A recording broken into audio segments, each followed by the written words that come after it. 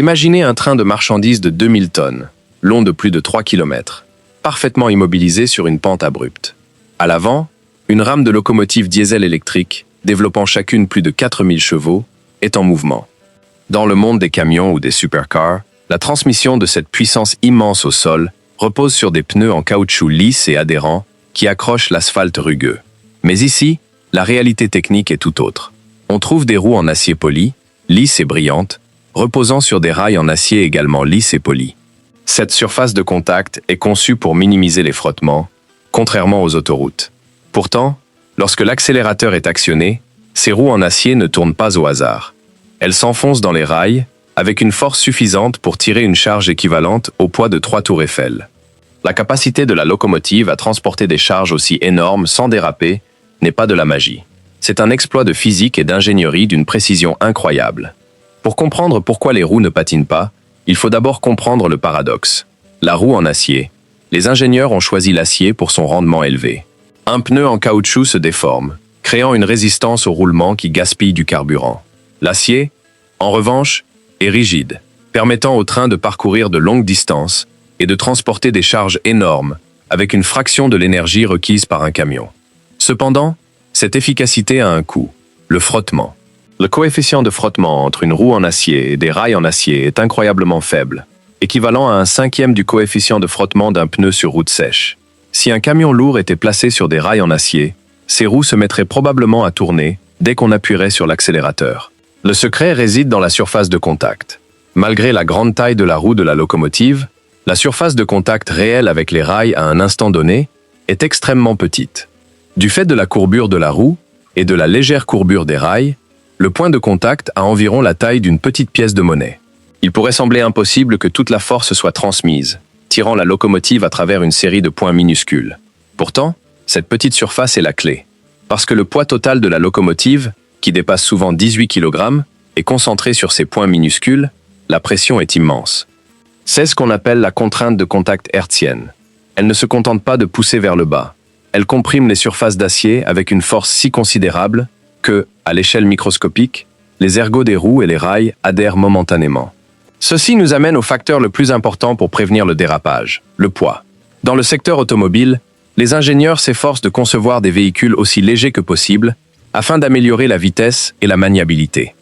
En construction ferroviaire, le poids est le facteur déterminant. Une locomotive légère est inutile si le couple moteur dépasse son poids. Les roues perdent alors leur adhérence et patinent. Un phénomène que les ingénieurs appellent décrochage. Pour éviter cela, les locomotives sont lestées. Les constructeurs utilisent du béton coulé ou ajoutent d'épaisses tôles d'acier à la structure pour que le poids de la machine soit égal à celui de l'infrastructure ferroviaire. Cela augmente la pression vers le bas, ce qui accroît directement le coefficient de frottement avant même que le dérapage ne se produise. Cependant, le poids seul ne suffit pas lorsque les conditions se dégradent. Lorsque la pluie, la rosée matinale ou les feuilles mortes recouvrent les rails, l'acier, déjà glissant, devient presque comme de la glace et le coefficient de frottement chute à des niveaux dangereux. Pour contrer ce phénomène, les ingénieurs ferroviaires s'appuient sur l'un des systèmes les plus anciens et les plus fiables de l'histoire des transports, le sable. Chaque locomotive embarque de grandes cuves de sable siliceux. Lorsque l'ordinateur de bord détecte la moindre différence entre la vitesse de rotation des roues et la vitesse du sol, ou lorsque le conducteur active le système manuellement, des jets d'air propulsent le sable directement devant les roues. Il ne s'agit pas simplement de projeter du sable sur la voie. Le poids immense des roues écrase les grains de sable sur le rail. La voie en acier, qui augmente instantanément la rugosité de la surface et améliore l'adhérence jusqu'à 40%, utilise le sable comme une couche d'asphalte artificielle temporaire, permettant à l'acier d'adhérer là où il se détacherait autrement. Ce système est si crucial qu'une locomotive sans sable est souvent considérée comme inadaptée à la traction lourde en région montagneuse. Le bruit d'un train lourd peinant à gravir une côte est souvent accompagné par celui des sableuses, qui luttent sans cesse contre la régularité de la voie. Mais l'adhérence mécanique et le sable ne sont que l'aspect physique du problème. La véritable raison pour laquelle les locomotives modernes ne dérapent pas réside dans leur gestion de la distribution d'énergie. Un train n'envoie pas d'énergie brute aux roues, comme le ferait un pilote de course en appuyant brusquement sur l'accélérateur. Cela provoquerait un patinage catastrophique des roues, susceptible d'endommager la voie et de créer des piqûres visibles sur l'acier, appelées brûlures de la voie. Le couple est ainsi appliqué de manière précise et coordonnée. Lorsque le conducteur augmente la puissance du moteur, il ne contrôle pas directement son régime, mais demande plutôt une quantité spécifique de courant électrique pour les moteurs de traction. Ceci produit un phénomène appelé glissement. Pour qu'une roue en acier génère une traction maximale, elle doit effectivement glisser, mais très légèrement. Cela diffère de la rotation totale, où la roue tourne librement. Le glissement est un glissement précis, où la roue tourne légèrement plus vite que la locomotive, généralement d'un faible pourcentage seulement. Ce glissement contrôlé génère de la chaleur et nettoie la surface de la voie, améliorant ainsi le coefficient de frottement. Si la roue tournait exactement à la même vitesse que le sol, elle ne générerait pas une adhérence maximale. Si sa vitesse de rotation était trop élevée, elle perdrait toute adhérence. La locomotive fonctionne à la limite de l'instabilité contrôlée. Maintenant ce patinage précis idéal pour assurer la progression du train de 2000 tonnes. Le secret de cet équilibre réside dans la précision du système de contrôle du patinage des roues des anciennes locomotives. Maîtriser le patinage était un art en soi. Le mécanicien devait ressentir les vibrations dans la cabine ou surveiller l'ampèremètre pour détecter toute perte d'adhérence, puis réduire manuellement la vitesse. Aujourd'hui, cette tâche est confiée à des microprocesseurs qui réagissent plus vite que n'importe quel humain et surveillent les moteurs. Les systèmes de traction modernes à courant alternatif, CA, fonctionnent des milliers de fois par seconde. L'ordinateur compare la vitesse de rotation de chaque essieu. Si un essieu accélère plus vite que les autres, signe d'un début de patinage, le système ne coupe pas l'alimentation de toute la locomotive. Il réduit plutôt le couple fourni au moteur concerné pendant une fraction de seconde, juste assez pour rétablir la traction, avant d'augmenter progressivement la puissance. Cette technologie permet aux locomotives modernes d'atteindre des niveaux de traction auparavant inimaginables. À l'époque de la vapeur, une locomotive utilisait environ 25 tours par minute de son poids pour la traction. Aujourd'hui, les locomotives diesel électriques fonctionnant en CA peuvent augmenter ce rapport à plus de 40 tours par minute.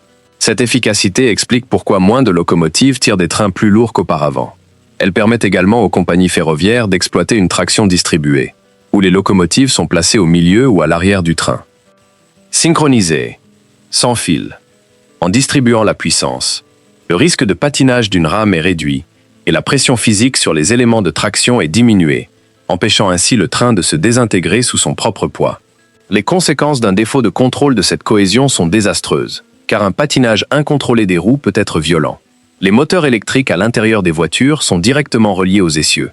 Si une roue tourne librement, puis se bloque soudainement, le choc peut briser les engrenages, rompre les arbres de transmission, voire tordre les lourds essieux en acier. De plus, la chaleur générée par une roue en rotation sur une voie immobile est si intense qu'elle altère la structure métallique de la voie, créant des points de fragilité susceptibles de se rompre au passage du train suivant. C'est pourquoi les systèmes de contrôle sont conçus pour garantir la sécurité en cas de défaillance, la protection des équipements, primant sur la fourniture d'énergie. Il existe également une interaction intéressante entre la conception des systèmes de suspension et de traction. La locomotive n'est pas une masse solide se déplaçant sur des voitures équipées de systèmes de suspension complexes et spécialisés. Lorsque la locomotive exerce une forte traction, le poids est naturellement transféré des roues avant aux roues arrière, comme lorsqu'une voiture s'abaisse à l'accélération. Si ce phénomène n'était pas contrôlé, les roues avant perdraient de l'adhérence, réduisant ainsi la puissance de traction globale de l'ensemble. Pour résoudre ce problème, des wagons perfectionnés et des systèmes mécaniques ou pneumatiques sont utilisés pour transférer efficacement le poids sur les essieux avant. Cette compensation du transfert de poids garantit que chaque kilo du poids de la locomotive plaque le châssis contre la voie, évitant ainsi toute perte d'adhérence. En définitive, le secret pour empêcher les roues d'une locomotive de patiner sous des charges maximales réside dans la combinaison de plusieurs facteurs, notamment son poids statique considérable, des interactions précises avec la surface de la route et une commande numérique ultra rapide. C'est un système où l'immense puissance industrielle rencontre la précision des puces électroniques. Chaque fois que vous voyez un train gravir une colline ou s'éloigner à toute vitesse du dépôt, vous êtes témoin d'une machine qui défie constamment les limites de la physique, maîtrisant un glissement précis qui lui permet de transporter les charges les plus lourdes au monde. Si vous avez apprécié cette analyse approfondie de l'ingénierie lourde, n'hésitez pas à cliquer sur « J'aime » et à vous abonner pour découvrir d'autres contenus sur les machines les plus extrêmes au monde.